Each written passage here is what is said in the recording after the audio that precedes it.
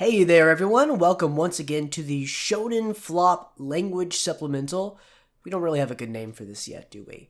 Anyway, I am your host, Tucker Wadley, as always, here to give you a little tour through the use of language and all sorts of other nerdy stuff in the manga series that are covered by Shonen Flop.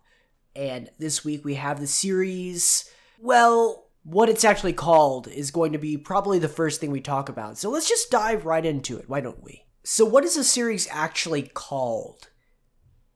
The name in Japanese is Sensei no Barrage.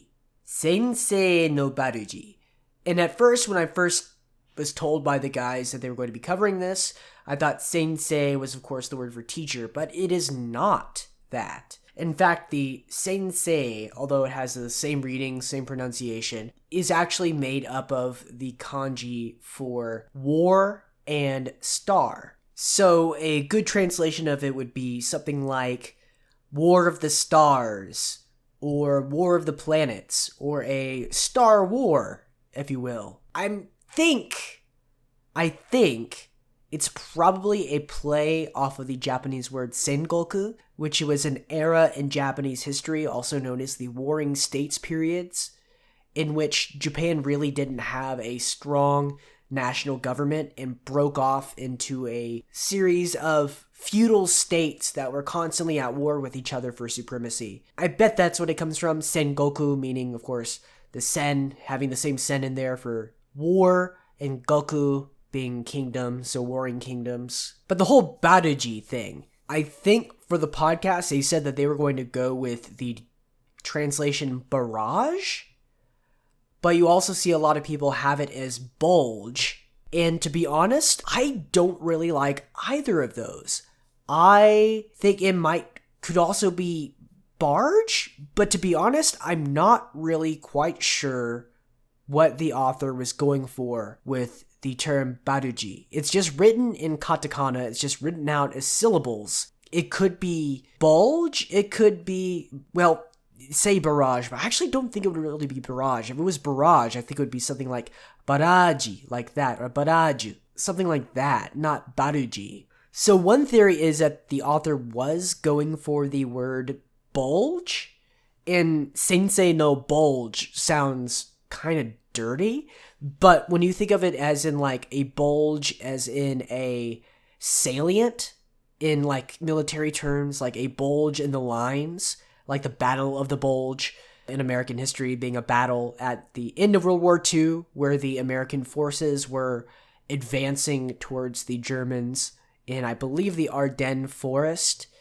and the Germans made their last big advance in the war on the Western Front on the Americans and managed to break through and cause a salient, a bulge in the lines that threatened to break the American line in half and gave people a lot of anxiety for a couple of weeks in which that was happening. So they could have been trying to go for that, but I don't know. I really don't know why it's Barrage. Maybe it's just supposed to be the word Barrage.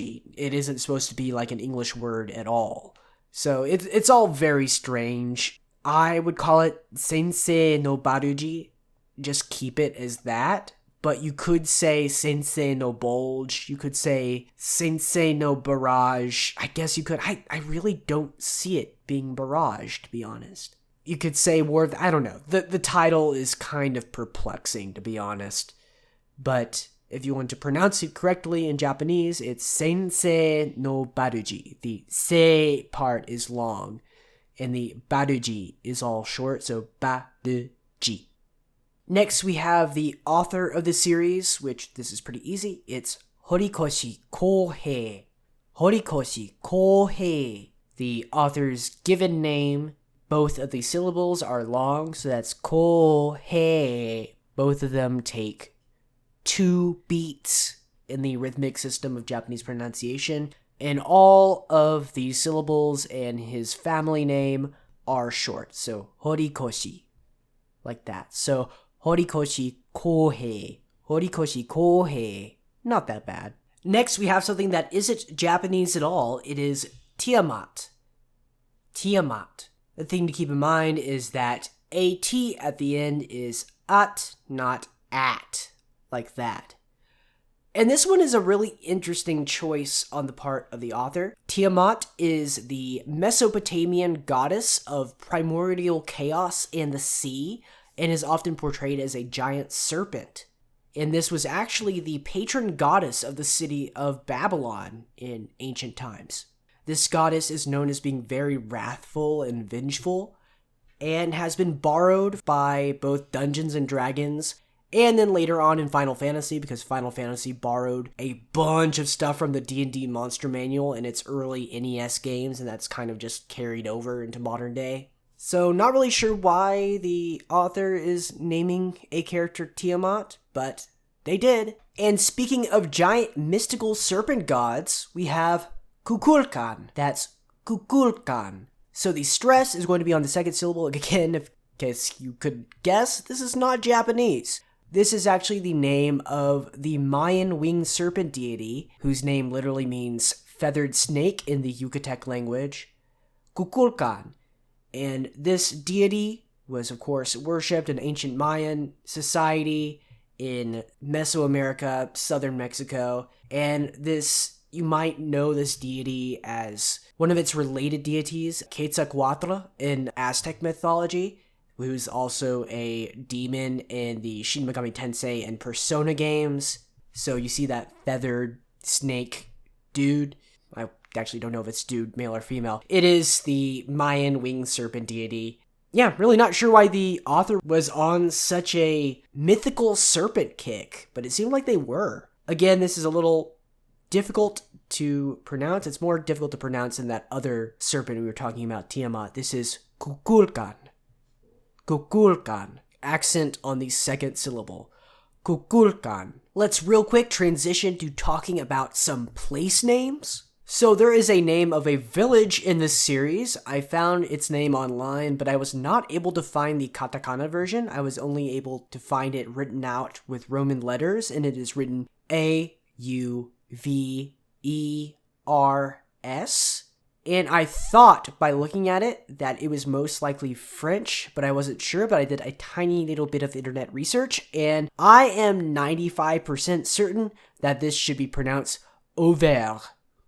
Auvergne. The AU in French is pronounced like an O, and the S at the end is silent, and I believe I've talked about that R sound before. Maybe go back to the previous episodes if you haven't listened to it. It's a little confusing. I'll probably go more into French phonology if we ever do a series that has like a bunch of French in it. I'll like really delve in there because French is much easier language to learn than Japanese, but pronunciation wise, it's a lot more complicated. There's a lot more to it. But this is Auvergne. Auvergne. And I'm pretty sure this is most likely a borrowing from the name of an actual village in France called Auvers-sur-Oise. That's Auvers-sur-Oise, meaning it's on the Oise River. And this is a village to the northwest of Paris that is most famous as the burial place of Vincent van Gogh, the famous Dutch painter. And there's even talk that he actually committed suicide there in that village, but I'm not quite sure about that. The village itself is famous for, at one time, being the home base for like a lot of different artists. So probably just the author borrowing that name. Maybe they visited that town when they went on a trip to Paris one time or something. Maybe they even saw the grave site of Vincent van Gogh.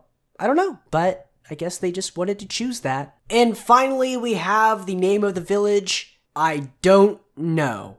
This is actually something I failed completely. I tried to figure out what this is, how to pronounce it, and what it is a reference to, and I could not figure it out. So this is spelt M-A-S-A-Y-L-E, and it is supposed to be another village that appears in the story, but I can't figure out anything about it. I don't know how it's supposed to be pronounced, and I don't know where it comes from. The only clue I could find is when I looked it up online is that I got some hits in Arabic, but I really couldn't figure out why. And of course, I don't know any Arabic really, and only know the vaguest thing about it and can't read any Arabic script, unfortunately. So can't really figure that out. Maybe it's a reference to Arabic. I don't know. But if I were to guess on how it's pronounced, I would say Masail. But there's a good chance that's wrong. But go with Masail. You have my approval. Sorry I couldn't figure out more about that. And with that, we have another episode of the Shonen Flop Language Supplemental in the bag. As always, I have been your host, Tucker Whatley. You can follow me online, on the internets, on the interwebs, whatever you want to call it, at Tucker Whatley. That's the Twitter. So that's TuckerWhatley. No punctuation whatsoever. And you can also check out my portfolio and professional website and blah blah blah. www.tuckerwhatley.com. Same spelling, no punctuation, much easier that way. Hope everyone is being safe and having a little bit of fun, if possible. See you, Space Cowboy.